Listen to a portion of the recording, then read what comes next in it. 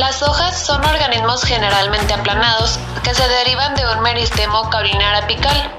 Son los organismos fotosintéticos por excelencia de las plantas, gracias a la enorme cantidad de cloroplastos que poseen sus células. Además, las hojas son las principales responsables de controlar la transpiración para así evitar la pérdida excesiva de agua. El diseño y la distribución de las hojas en el cuerpo de la planta se pueden explicar si tenemos en cuenta estas funciones. Durante la evolución, las plantas vasculares inventaron las hojas probablemente a partir de lo que son las ramas. Las hojas son expansiones laterales de gran importancia funcional que representan el tallo. En conjunto del tallo y de las hojas se les denomina brote, dado que no existe una separación clara entre ellos. La hoja tiene funciones muy específicas, que es la fotosíntesis y la transpiración, para las cuales se encuentra muy especializada, tanto en su estructura como en su fisiología.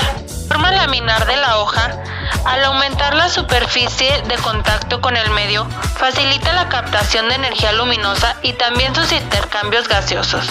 Las hojas, a diferencia del tallo, no suelen presentar tejidos de reserva y están formadas fundamentalmente por tejidos primarios. Estructura anatómica.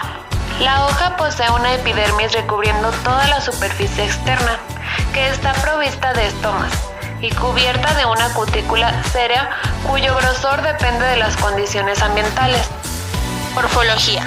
Las hojas se pueden dividir anatómicamente en dos partes, limbo y peciolo. El limbo es la parte de la hoja encargada de realizar la fotosíntesis y con ello regular la transpiración. Aquí se encuentra la mayoría de los estomas y del parenquima clorofílico de la planta. El limbo posee dos superficies, una superior que está denominada como haz o superficie adaxial y otra inferior denominada embés o superficie abaxial. La superficie que normalmente se encuentra expuesta al sol es el haz, mientras que en el embés es la superficie que queda oculta. Inicialmente, el primordio foliar no está determinado el eje abaxial, pero en cuanto emerge el tallo se produce la polaridad. Esto se pone de manifiesto en la organización de sus haces vasculares, gilema hacia la cara adaxial y floema a la abaxial. Se denomina contorno al borde del limbo y puede ser muy variado en su forma. El peciolo es una estructura más o menos larga y cilíndrica que une el limbo al tallo a nivel de los nudos. En el ángulo agudo que se forma en el punto de unión entre el tallo y el peciolo se localizan las yemas axiales de las que partirán nuevas ramas. Hay hojas denominadas sésiles que carecen de peciolo, donde el limbo se une directamente al tallo. El tamaño de las hojas es variable y generalmente una hoja pequeña se asocia a lugares con una mayor altitud, poca lluvia, pocos nutrientes en el suelo y a lugares calientes y secos. La exposición a la luz solar es otro factor importante que afecta al tamaño y grosor de las hojas, incluso en una misma planta. Las hojas con más exposición solar son más pequeñas y más gruesas, sobre todo por el desarrollo del parenquima, pero también tienen un sistema vascular y un epidermis más desarrollados que las hojas denominadas de sombra. En función a la complejidad del limbo, se pueden dividir a las hojas en simples y compuestas. Las simples tienen un limbo continuo y sin dividir, mientras que las compuestas poseen varias subunidades denominadas foliolos. A cada una de ellas se le asemeja una hoja distinta. Distinguir una hoja de un foliolo es posible por la presencia o no de yemas axilares. Solo las hojas las tienen. Y la variabilidad morfológica del limbo también es enorme y viene genéticamente condicionada por la especie, lo cual es el resultado de una adaptación evolutiva a su medio ambiente, incluyendo a los herbívoros. Hay una gran diversidad de tipos de hojas que reciben distintos nombres según su morfología. Su organización anatómica sirve para dividir a los dos grandes grupos de especies de plantas. Las que tienen hojas con una nerviación sencilla se denominan microfolias, por ejemplo los helechos, mientras que a las que tienen una nerviación compleja se denominan megáfilas, por ejemplo las plantas con flores. Estos dos tipos de organización parece que han desaparecido de manera independiente durante la evolución, es decir, que no son homólogas. Dentro de las plantas con flores, en las dicotiledonas, suele haber un nervio principal que se va ramificando y en cada ramificación disminuye el diámetro del nervio. Este patrón de ramificación se le denomina reticular. El nervio principal recorre el eje central de una hoja, desde el peciolo hasta la punta de la hoja. A este nervio más el tejido que lo rodea se le denomina costilla. En las monocotiledóneas, los nervios corren paralelos al eje principal de la hoja y son del mismo diámetro. A este tipo de nerviación se le llama paralela. Sin embargo, existen vasos conductores de pequeño calibre que conectan a los grandes y paralelos. El sistema de nervios puede ser reticular o paralelo, pero también hay rarezas, como en ginkgo, donde es dicotómico. Las hojas de coníferas tienen uno o dos nervios que corren paralelos al eje mayor.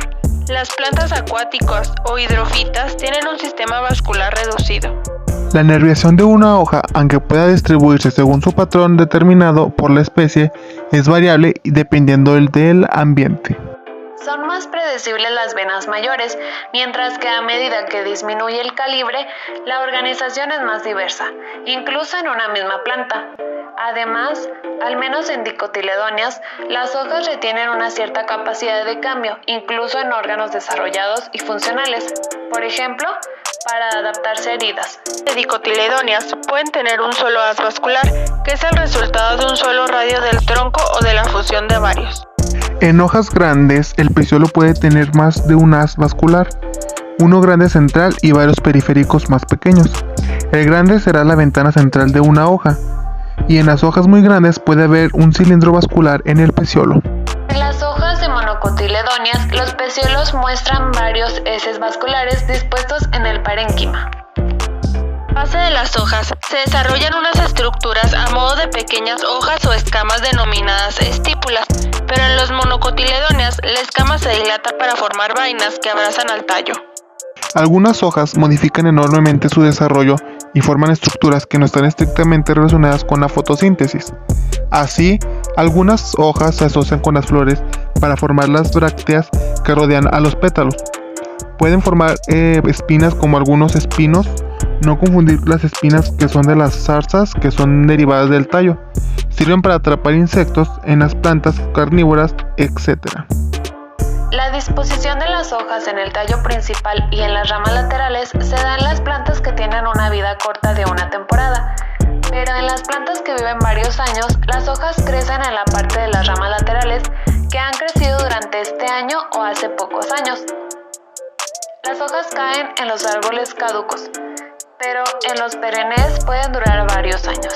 Independientemente de esto, las hojas nuevas crecen en los brotes nuevos. La organización de las hojas puede ser en espiral, cuando las hojas aparecen alternando la posición y la altura a modo de hélice, opuestas cuando hay dos hojas al mismo nivel y una a cada lado del tallo, o verticiliadas cuando nos encontramos tres o más hojas a una misma altura en el tallo. Se llama filotaxia a la organización de las hojas. 2. Tejidos, epidermis. En la superficie del haz o adaxial de la hoja hay una epidermis cutinizada con capas muy gruesas de cutina y cera, y por lo general sin estomas. Mientras que en la superficie del embés o abaxial hay una epidermis más delgada y con gran densidad de estomas. En las plantas xerófitas adaptadas a ambientes secos, la epidermis está muy cutinizada.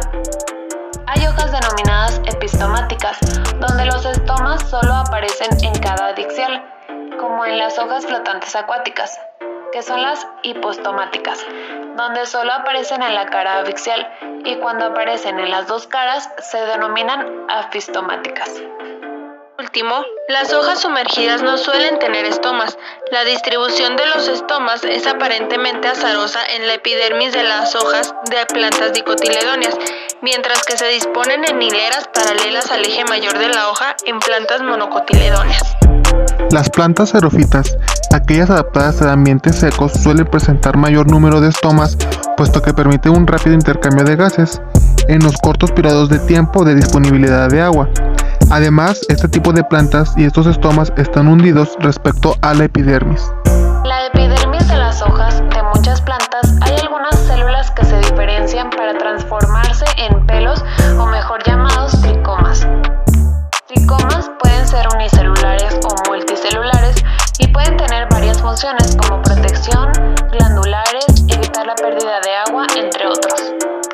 Las hojas que carecen de tricomas se denominan glabras y las que los tienen pubescentes. En muchos monocotiledóneas hay unas células diferenciadas en la epidermis, denominadas buliformes, cuya función es desarrollar y extender la hoja cuando hay humedad. En la mayoría de las especies, las células epidérmicas no suelen mantener cloroplastos, a excepción de las células de los estomas. Mesófilo. Entre las dos capas epidérmicas nos encontramos con el mesófilo, que es el tejido parenquimático. Suelen distinguirse dos tipos presentes en la misma hoja: parenquima en empalizada o clorofílico y el parenquima lagular o esponjoso, que se suele también llamar aerenquima. El mesófilo puede ser homogéneo en algunas especies. El parenquima en empalizada próximo a la superficie del haz es un tejido fotosintético con células que contiene una gran cantidad de cloroplastos. Sus células son alargadas y se disponen empaquetadas y perpendiculares a la superficie epidérmica, mientras en la zona del embés las células son más redondeadas y también contienen cloroplastos, pero hay grandes espacios intercelulares. A esto se le denomina parénquima lagular. Los espacios intracelulares están conectados con los estomas y son importantes para el trasiego de gases necesarios para la fotosíntesis. Sin embargo, en algunos casos es difícil distinguir entre estas dos partes del mesófilo. En algunas leguminosas y en algunas otras dicotiledóneas, los haces vasculares están conectados por láminas del tejido parenquimoso llamado mesófilo paravinal, que se supone que ayuda al transporte de sustancias entre el mesófilo y los haces vasculares. En general, las plantas acuáticas tienen un mesófilo con muchos grandes espacios intracelulares, denominado generalmente como aerenquima. Estomas. Son poros en la superficie de las plantas, encontrándose mayoritariamente en las hojas y en menor medida en los tallos y otros órganos. Estos poros se rodean por células parenquimáticas especializadas denominadas células guardia. Las estomas tienen dos funciones principales. En primer lugar, permiten el intercambio gaseoso, dando entrada al dióxido de carbono y liberando el oxígeno que respiramos. La segunda función es importante, es la regulación del movimiento de agua a través de la transpiración. Las plantas también respiran, y en su caso lo hacen a través de los estomas. El intercambio gaseoso responsable de facilitar la fotosíntesis se da gracias a la entrada del CO2, y el dióxido de carbono se utiliza como combustible para llevar a cabo el proceso de fotosintético, donde se genera el oxígeno como subproducto, el cual es liberado a la atmósfera. ¿Cómo pueden los estomas facilitar la fotosíntesis? Esto lo hacen jugando un papel importante en la transpiración, la cual se define como la absorción de agua y su translocación en la planta, hasta su salida por evaporación desde la parte aérea. La transpiración por los estomas crea un potencial hídrico en la planta, que a su vez promueve la absorción pasiva del agua por las raíces y la posterior translocación al resto de los órganos a través del xilema. Para llevar a cabo la fotosíntesis, la planta necesita 6 moléculas de agua y 6 moléculas de CO2 para generar la glucosa y O2. Por tanto, y tal como se ha comentado, los estomas juegan un papel de vital importancia en la entrada de agua y CO2 en la planta, facilitando así el proceso fotosintético. Los estomas regulan la transpiración y la entrada de CO2 mediante la modificación de su tamaño y el fluido de los factores ambientales. Las células guardia son las responsables de este proceso, expandiéndose o contrayéndose, resultado de la apertura o cierre de los estomas. En condiciones óptimas, los estomas se encuentran abiertos, permitiendo el intercambio gaseoso con la atmósfera.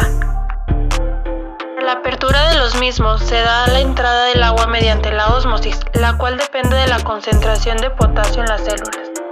El cierre estomático producido en situaciones de estrés afecta negativamente el desarrollo de la planta, alterando la fotosíntesis así como el transporte de agua y hormonal dentro de la planta. Este hecho desemboca en un desequilibrio hormonal, conllevando una parada del crecimiento. A pie de campo, se constata que el estrés conlleva una importante pérdida de producción y calidad de frutos. Por tanto, controlar el estrés a nivel fisiológico es importante para evitar el cierre estomático y, a consecuencia, la pérdida de producción. A modo de resumen, los estomas juegan un papel vital en el desarrollo de las plantas, al regular el intercambio gaseoso o la atmósfera y controlar la transpiración. Diferentes factores pueden alternar su forma y tamaño, regulando así la entrada de agua y su transporte, y la translocación de los nutrientes y hormonas en los órganos vegetales, controlando por tanto el crecimiento. En definitiva, mantener la planta libre de estrés es imprescindible para evitar pérdidas de producción. Pérdida de agua en las plantas. Es la pérdida de agua desde los órganos aéreos en forma de vapor. Es una consecuencia natural de las características anatómicas fundamentales de las plantas.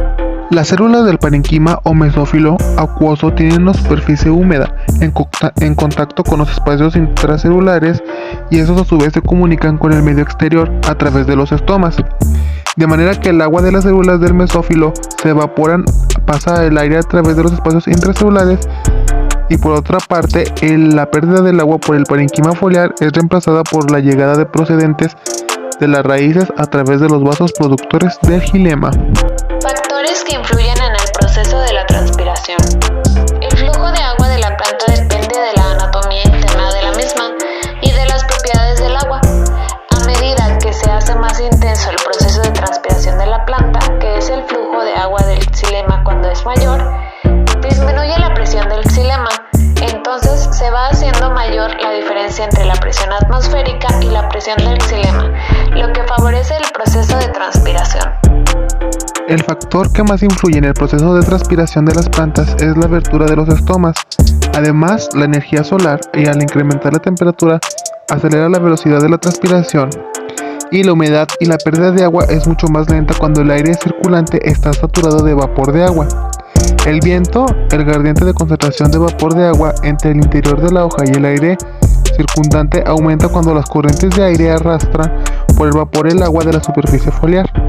De los factores ambientales, el que más influye en la transpiración es la radiación solar incidente, ya que tiene un efecto directo sobre la apertura estomática. Importancia de la transpiración.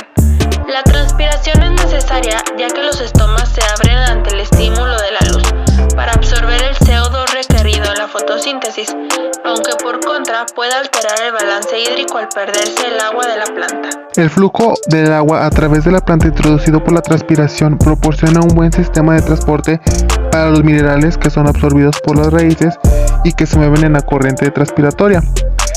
Asimismo, la absorción del agua del suelo tiene un efecto de movilización de sales minerales del suelo hacia la raíz, facilitando su absorción sin gasto de energía adicional. Implicaría la formación de masas de raíces que exploren amplias superficies del suelo. Esto sería todo de nuestra parte. Gracias por ver este video.